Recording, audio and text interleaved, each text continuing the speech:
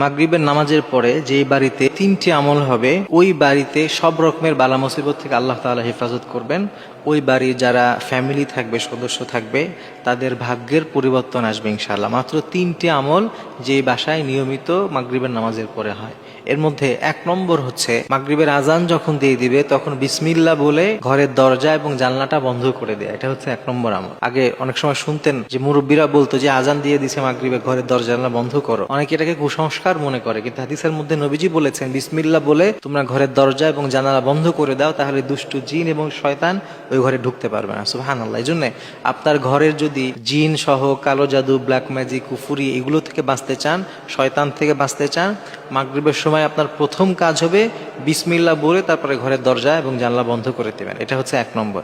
আর 2 নম্বর কাজ, যখন মাগরিবের নামাজ আপনাদের শেষ হবে, নামাজ পড়ার পরে সূরা ওয়াকিয়ার তেলাওয়াত করতে হবে। হাদিসের মধ্যে এসে নবী সাল্লাল্লাহু আলাইহি ওয়াসাল্লাম বলেছেন, যেই ব্যক্তি সূরা ওয়াকিয়া তেলাওয়াত করবে এবং এটা কন্টিনিউ নিয়মিত করলে ওই বাসা থেকে দারিদ্রতা চলে যাবে, তাদেরকে দারিদ্রতা কখনো স্পর্শ করবে না। সুবহানাল্লাহ। এটা নবীজি সাল্লাল্লাহু আলাইহি ওয়াসাল্লামের হাদিস। নবী সাল্লাল্লাহু আলাইহি ওয়াসাল্লাম নিজে এই কথা জানিয়েছেন। এজন্যে নবীজির উপরে যদি পূর্ণ আস্থা থাকে, ইকিন থাকে, বিশ্বাস থাকে, তাহলে আমরা এটাই করব। সাহাবীদের মধ্যে এই পরিমাণ বিশ্বাস ছিল যে একজন সাহাবী ইন্তেকালের সময় তাকে বাইতুল মাল থেকে তার ফ্যামিলির জন্য কিছু ভাতার ব্যবস্থা করা হবে, সে বলছে আমার দরকার নাই, কারণ নবীজি আমাকে সূরা ওয়াকিয়াত তেলাওয়াত শিখিয়েছে আর আমি আমার ফ্যামিলিকেও এটা শিখিয়েছি। সুতরাং আমার ফ্যামিলি যদি সূরা ওয়াকিয়াত তেলাওয়াত করে তাদের জীবনে অভাব হবে না। সুবহানাল্লাহ। তাদের কি পরিমাণ ইকিন ছিল।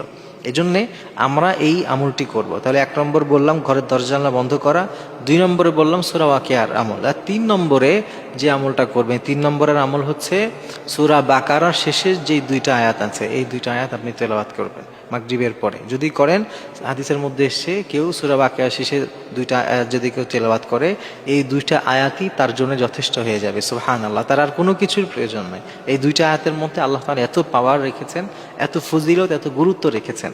এজন্যে মাগরিবের নামাজের পরে কিংবা মাগরিবের সময় অবশ্যই এই 3টা আমল আমাদের বাসায় চালু করা চাই। আমাদের ফ্যামিলি যারা সদস্য আছে তাদেরকে এই আমলগুলো শিক্ষা দেওয়া চাই। বিশেষ করে বাচ্চা যারা আছে, যারা একটু কোরআন পড়া শিখেছে, প্রত্যেকটা বাসায়, প্রত্যেকটা ঘরে ঘরে এই আমলগুলো হওয়া জরুরি। এখন দেখবেন অধিকাংশ ঘরে নানান রকমের কুফরি কালাম, নানান রকমের জাদুটনা আগের তুলনায় অনেক বেড়ে গেছে।